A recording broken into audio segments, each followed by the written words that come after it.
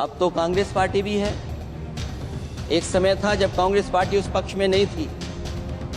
और अध्यक्ष महोदय, मैं बड़ी जिम्मेदारी के साथ कहना चाहता हूं, अगर उसी समय कांग्रेस पार्टी भी पक्ष में होती तो आज हमें आपके सामने खड़ा नहीं होना पता, मांगना नहीं पड़ता जाति गणना। अध्यक्ष महोदय, एक दिन ऐसा है, कोई टकरार नहीं है, आपके इंजन जैसे नहीं है। आपका एक इंजन, अध्यक्ष महोदय, जिस समय बाजार खोला गया उस समय ध्यान उतना हमारी देश की अर्थव्यवस्था पे नहीं रखा गया। अगर उसी समय पर मैन्युफैक्चरिंग सेक्टर को जिस जिम्मेदारी से रखना चाहिए था नहीं रखा गया, अगर उस समय रखा गया होता तो शायद अध्यक्ष महोदय हम लोग चीन से आगे निकल गए होते। क्या आप इनको ज्ञान दे रहे हो क्या? अध्यक्ष महोदय, अपना रास्ता तो वही है, साइकिल वाला। दूसरा, हमारा एक जाति जनगणना का मसला बहुत पुराना है, ये कोई नया नहीं है। आरक्षण के सवाल पर इस देश में दक्षिण भारत से लेकर के उत्तर भारत में और देश में जगह जगह पर बहुत सारे नेता ऐसे रहे जो आज हमारे बीच नहीं हैं, जिनकी वजह से हम आज उस आंदोलन को आगे ले जा रहे हैं।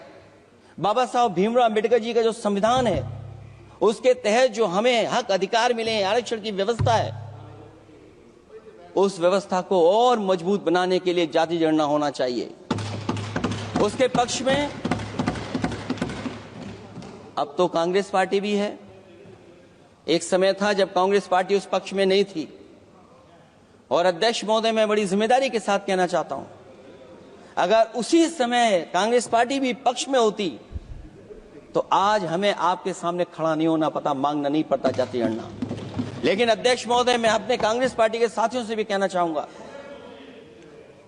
अध्यक्ष महोदय, मैं कांग्रेस पार्टी के साथियों से भी कहना चाहता हूं, हम आपके साथी हैं और इस मुद्दे पे तो हम आपके साथ और आपके आगे भी चल करके आपका साथ दे देंगे।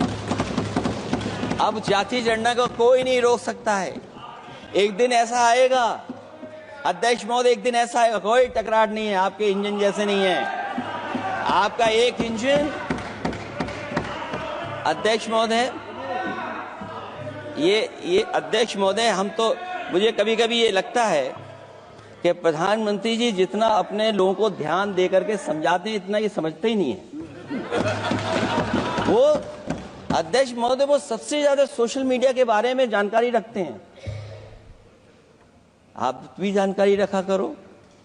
अगर आप जानकारी रखोगे तो आपको सच्चाई पता लग जाएगी। एक इंजन ने नमस्कार नहीं किया था दूसरे इंजन को, अगर याद हो तो पता कर लें।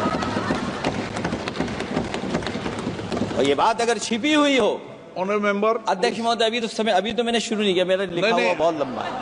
कंक्लूड करें, आप समाप्त करें प्लीज। और अध्यक्ष महोदय, एक सवाल और बड़ा उठा है, नौकरी को लेकर के, रोजगार को लेकर के, और हमारे भारत की जो मैन्युफैक्चरिंग सेक्टर है उसको बढ़ावा कैसे दिया जाए।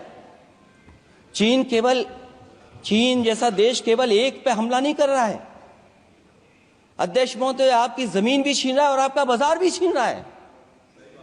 और ये बात अगर गलत हो तो सरकार हमें बताए, वो आंकड़े दे।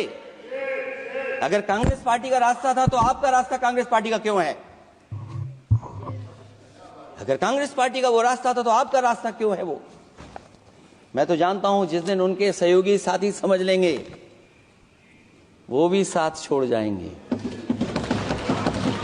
दूसरा जो सवाल कहा गया है अध्यक्ष महोदय,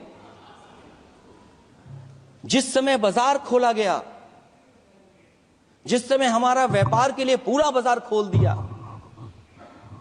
हमसे ज्यादा वित्त को समझने वाले इकोनॉमिस्ट और बहुत सारे जानकार लोग वो मुझसे बेहतर समझते होंगे, लेकिन मैं ये बात समझता हूं कि जिस समय बाजार खोला गया उस समय ध्यान उतना हमारे देश की अर्थव्यवस्था पे नहीं रखा गया। अगर उसी समय पर मैन्युफैक्चरिंग सेक्टर को जिस जिम्मेदारी से रखना चाहिए था नहीं रखा गया, अगर उस समय रखा गया होता तो शायद अध्यक्ष महोदय हम लोग चीन से आगे निकल गए होते। आज चीन आ गए, हम लोग पीछे हैं। क्या आप इनको ज्ञान दे रहे हो क्या? अध्यक्ष महोदय, अपना रास्ता तो वही है, साइकिल वाला।